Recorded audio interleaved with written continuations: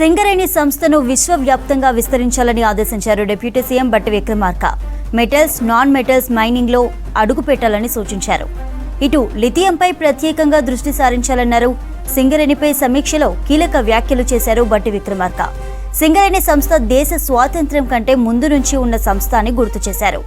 ఎంతో నిష్ణాతులైన, సమర్థులైన సిబ్బంది ఉన్న సంస్థ అని, బొగ్గు ఉత్పత్తిలో తిరుగులేని నైపుణ్యం ఉన్న సింగరేణి ఇతర మైనింగ్ రంగాల్లోకి విస్తరించాలని ఉప ముఖ్యమంత్రి బట్టి విక్రమార్క సూచించారు.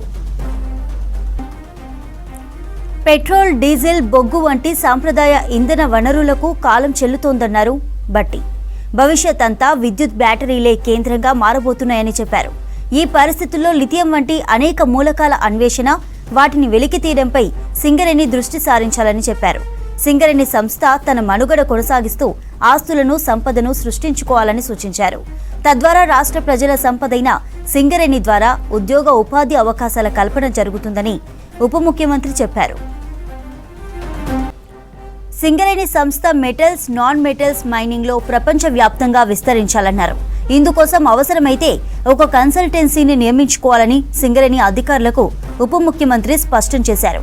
గ్రీన్ ఎనర్జీలో భాగంగా రాష్ట్రంలో floating solar, pumped storage power ప్లాంట్లను ఏర్పాటుకు సన్నాహకాలు చేస్తున్నట్లు డిప్యూటీ సీఎంకి సింగరేణి అధికారులు వివరించారు. ఇందుకు సంబంధించి పూర్తి డిపిఆర్లు రూపొందిస్తున్నామని, త్వరలోనూ వాటిని ప్రభుత్వానికి అందిస్తామని ఉప ముఖ్యమంత్రి బట్టి విక్రమార్కకు వివరించారు. ఒరిస్సాలోని నైని బ్లాక్లో బొగ్గు ఎప్పటి నుంచి ఉత్పత్తి ఆరంభిస్తారని ఉప ముఖ్యమంత్రి ఆరా తీశారు. సింగరేణి సంస్థను విశ్వవ్యాప్తంగా విస్తరించాలని ఆదేశించారు డిప్యూటీ సీఎం బట్టి Vikramarka. Metals, non metals mining లో అడుగు పెట్టాలని సూచించారు. ఇటు లిథియంపై ప్రత్యేకంగా దృష్టి సారించాలన్నారు. సింగరేణిపై సమీక్షలో కీలక వ్యాఖ్యలు చేశారు బట్టి విక్రమార్క. సింగరేణి సంస్థ దేశ స్వాతంత్ర్యం కంటే ముందు నుంచి ఉన్న సంస్థ అని గుర్తు చేశారు. ఎంతో నిష్ణాతులైన, సమర్థులైన సిబ్బంది ఉన్న సంస్థ అని, బొగ్గు ఉత్పత్తిలో తిరుగులేని నైపుణ్యం ఉన్న సింగరేణి ఇతర మైనింగ్ రంగాల్లోకి విస్తరించాలని ఉప ముఖ్యమంత్రి బట్టి విక్రమార్క సూచించారు. పెట్రోల్, డీజిల్, బొగ్గు వంటి సంప్రదాయ ఇంధన వనరులకు కాలం చెల్లుతోందన్నారు బట్టి. భవిష్యత్ అంతా విద్యుత్ బ్యాటరీలే కేంద్రంగా మారబోతున్నాయని చెప్పారు. ఈ పరిస్థితుల్లో లిథియం వంటి అనేక మూలకాల అన్వేషణ, వాటిని వెలికి తీయడంపై సింగరేణి దృష్టి సారించాలని చెప్పారు.